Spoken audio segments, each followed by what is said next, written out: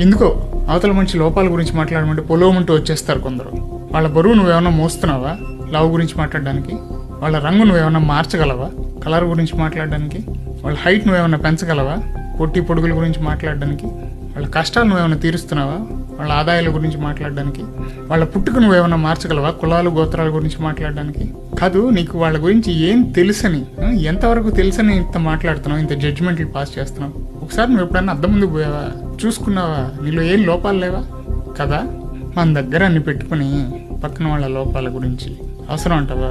మాటలు ఏముందిలే, నలుగురు మధ్యలో ఉన్నప్పుడు 100 మాట్లాడతాం, కానీ ఆ 100 మాటలతో ఒక్కరిని కూడా బాధ పెట్టకుండా మాట్లాడడమే సంస్కారం. అది ఉంటే నీతో ఎప్పుడు నలుగురు ఉంటారు, అది లేకపోతే నీతో ఎవరు మిగలరు. ఒకవేళ ఎవరన్నా ఉన్నా కూడా అది వాళ్ళకి నీతో అవసరం ఉన్నంత వరకే. ఇలాంటివి లావు పొట్టి పొడుగు సన్నం కులం గోత్రం whatever so and so ఎక్కిరిచ్చేవాళ్ళు అంటారు చూసారా,